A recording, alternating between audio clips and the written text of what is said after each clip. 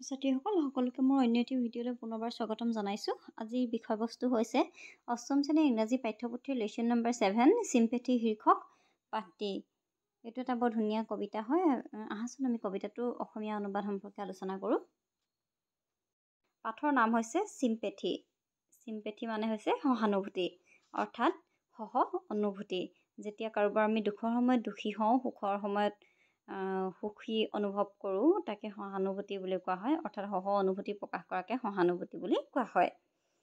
এতিয়া চাওঁ আহাচোন। We all need the help of others at times, don't we? কেতিয়াবা আমাক সকলোকে কিছুমান সময়ত কাৰোবাৰ সহায়ৰ প্ৰয়োজন হয়। Don't we? বা আমাক সহায়ৰ প্ৰয়োজন নহয় জানো, এনেকৈ সুধিছে।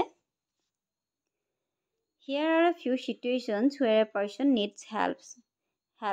ইয়াতে কিছুমান চিটুৱেশ্যন দিয়া আছে যেতিয়া এজন মানুহৰ কিছুমান সহায়ৰ প্ৰয়োজন হয়। With a partner, decide what kind of help you can offer. তোমালোকৰ পাৰ্টনাৰজনৰ লগত, বন্ধুজনৰ লগত কথা পাতিবলৈ কৈছে যে তোমালোকে কেনেকুৱা ধৰণৰ সহায় কৰিব পাৰা। Then share your ideas with the rest of the class. আৰু তাৰপিছত তোমালোকৰ আইডিয়াছবিলাক, ধাৰণাবিলাক বাকীসকলৰ লগত, ক্লাছৰ বাকীসকলৰ লগত শ্বেয়াৰ কৰিবলৈ কৈছে। 1. যেতিয়া মানে কি হয়, a beggar has been hit by a passing car and has injured his leg. যেতিয়া এজন মানে ভিখাৰী মানুহে বা যেতিয়া এজন দুখীয়া লোকে কি কৰে, লোকক যেতিয়া গাড়ীয়ে খুন্দিয়াই থৈ যায় আৰু তেওঁ ভৰিটোত দুখ পায়, তেতিয়া তোমালোকে সেইটো চিটুৱেশ্যনত কি কৰিবা?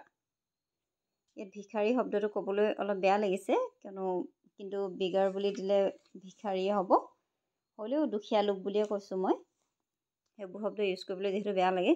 তাৰপিছত 2 নম্বৰটো কৈছে an elderly lady is waiting to cross the street but there is too much traffic. এগৰাকী বৃদ্ধ লোকে যেতিয়া ৰাস্তাটো ক্ৰছ কৰিবলৈ ৰৈ থাকে, অপেক্ষা কৰি থাকে, কিন্তু তাত বহুত বেছি জাম থাকে, তেতিয়া তোমালোকে কি কৰিবা? And 3টো কৈছে you are buying some fruit and a dirty little child is standing near you watching you without a word. আৰু তোমালোকে কিছুমান ফ্ৰুট কিনিছা, ফল মূল কিনিছা, আৰু এগৰাকী সৰু ছোৱালীয়ে মানে লেতেৰা পেতেৰা ছোৱালীয়ে মানে কি কৰে, তোমালোকৰ ওচৰত ৰৈ পিনি একো শব্দ নোগোৱাকৈ তোমালৈ চাই আছে। তেতিয়া তোমালোকে কি কৰিবা? What kind of help do you think people prefer, money or physical help? Why? তোমালোকে ভাবাচোন মানুহে কেনেধৰণৰ হেল্প বিচাৰে, পইচা নে ফিজিকেল হেল্প, আৰু কিয়? Think about what kind of help you yourself would prefer. আৰু তোমালোকক কেনেকুৱা ধৰণৰ হেল্পৰ প্ৰয়োজন হয় সেইটো ভাবিবলৈ কৈছে। এতিয়া সেইটো চিটুৱেশ্যনৰ ওপৰত ডিপেণ্ড কৰিব ন, তোমাক পইচাৰ প্ৰয়োজন হৈছেনে বেছিকৈ তোমাক ইভাগে ফিজিকেলি হেল্প কৰিবলৈ দৰকাৰ হৈছে।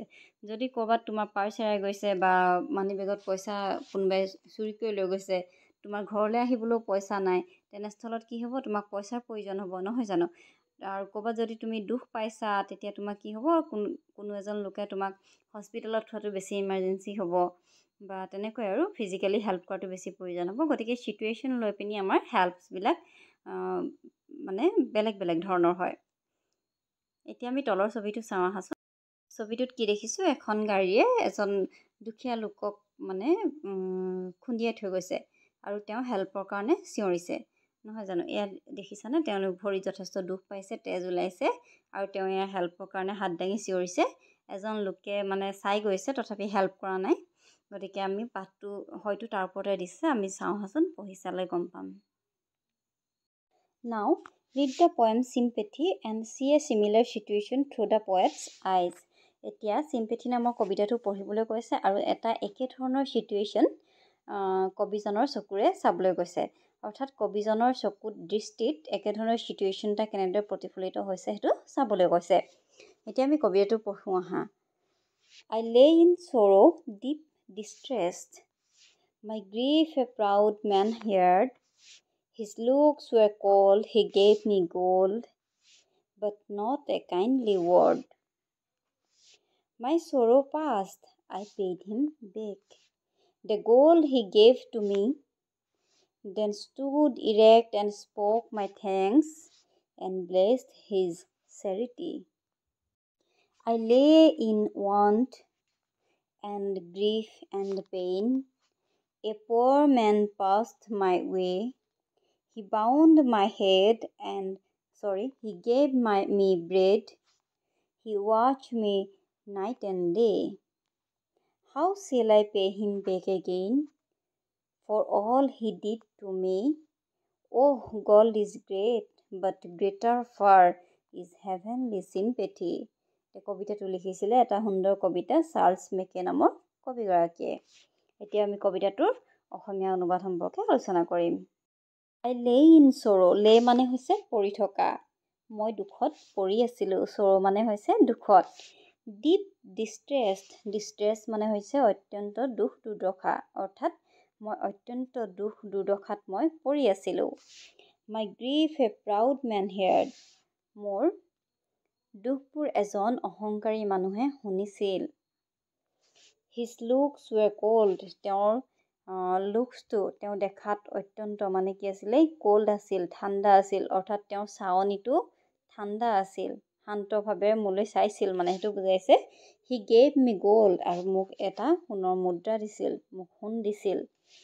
But not a kindly word. কিন্তু দয়াসূচক একো মাত দিয়া নাছিল, অৰ্থাৎ মৰমৰ মাত একো দিয়া নাছিল। মোক মানুহজনে গভীৰ দুখত পৰি থকা দেখিছিল আৰু মানুহজনে মোক সোণ দিছিলে, কিন্তু মোক অকণো মৰমৰ মাত দিয়া নাছিল। My sorrow passed. মোৰ দুখবোৰ পাৰ হৈ গৈছিল। I paid him back. মই তেওঁক উভতাই দিছিলোঁ, মই পুনৰ পৰিশোধ কৰিছিলোঁ। The gold he gave to me. যি টুকুৰা সোণ সি মোক দিছিলে, অৰ্থাৎ যি সোণ তেওঁ মোক দিছিলে, মোৰ দুখ পাৰ হৈ গ'লত মই তেওঁক ঘূৰাই দিছিলোঁ। Then stood erect and spoke my thanks and blessed his charity. আৰু charity মানে হৈছে ইয়াত দান বা যি মানে দিছিলে আৰু সেয়া। আৰু blessed মানে হৈছে খুব বেছি সুখী বা সৌভাগ্যশালী, আৰু ইৰেক্ট মানে হৈছে পোন হৈ থিয় হোৱা। তাৰমানে কি হ'ব এতিয়া, মই তাৰপিছত পোন হৈ থিয় হৈছিলোঁ আৰু and spoke my thanks, আৰু মই তেওঁক ধন্যবাদ দিছিলোঁ, and blessed his charity, আৰু তেওঁ যি দয়াৰ মানে ভিক্ষা দান কৰিছিলে মোক, তাৰ কাৰণে মই তেওঁক আশীৰ্বাদ দিছিলোঁ। I lay in want and grief and pain. A poor man passed my way. He bound my head. He gave me bread. He watched me night and day. মই যেতিয়া দুখত পৰি ৰৈছিলোঁ, অভাৱ আৰু দুখ বেদনাত যেতিয়া মই কাতৰ হৈ পৰি ৰৈছিলোঁ, এগৰাকী দুখীয়া লোক মোৰ ওচৰেদি পাৰ হৈ গৈছিলে। A poor man passed my way. He bound my head. তেওঁ মোৰ মূৰটো তুলি ধৰিছিল। He gave me bread. আৰু তেওঁ মোক খাদ্য বস্তু দিছিল, অৰ্থাৎ ব্ৰেড দিছিল মানে ইয়াত খাদ্য বস্তু দিয়া বুজাইছে। He watched me night and day. আৰু কি কৰিছিলে, তেওঁ মোক দিনে ৰাতিয়ে শুশ্ৰূষা কৰিছিল বা চাইছিল বা যত্ন লৈছিল। How shall I pay him back again? তেওঁক মই এতিয়া কেনেকৈ পৰিশোধ কৰিম বা তেওঁৰ ঋণ মই কেনেকৈ পৰিশোধ কৰিম সেইটো বুজাইছে। For all he did to me. তেওঁ মোৰ বাবে যিবোৰ কৰিলে। Oh, gold is great. সোণ মহান। But greater far is heavenly sympathy. কিন্তু sympathy বা সহানুভূতি হৈছে তাতোকৈ বহুত বেছি মূল্যৱান বা স্বৰ্গীয় অনুভূতি। অৰ্থাৎ ইয়াৰ দ্বাৰাই মানে কি বুজাইছে কবিয়ে, যে কেতিয়াবা এনেকুৱা পৰিস্থিতি আহি পৰে আমাৰ জীৱনত যেতিয়া ধন সোণৰো মানে প্ৰয়োজন নাথাকে, কিন্তু এটা মানে মৰমৰ মাত বা কাৰোবাৰ অলপ আদৰ যত্নহে আমাক কামত দিয়ে, নহয় জানো? গতিকে কেতিয়াবা ধন সোণো যে শ্ৰেষ্ঠ নহয়, সেইটোকে কবিতাটোত মানে প্ৰকাশ কৰিব খুজিছে। আৰু সেইকাৰণে আমি সকলোৰে প্ৰতি মানে চিম্পেথি ভাৱ দেখুওৱা উচিত, সহানুভূতি দেখুওৱা উচিত। কোনোবা দুখত থাকিলে বা দুখত পৰি ৰ'লে অকল মানুহ বুলিয়ে নহয়, জীৱ জন্তুৰ প্ৰতিও আমি সহানুভূতি দেখুৱাব লাগে। গতিকে মৰমৰ ছাত্ৰ ছাত্ৰীসকল, কবিতাটো কেনে লাগিল তোমালোকৰ কমেণ্টত জনাবা, আৰু কবিতাটোৰ প্ৰশ্ন উত্তৰৰ কাৰণে তোমালোকে মোৰ চেনেলটো ছাবস্ক্ৰাইব কৰি ল'বা। Thank U.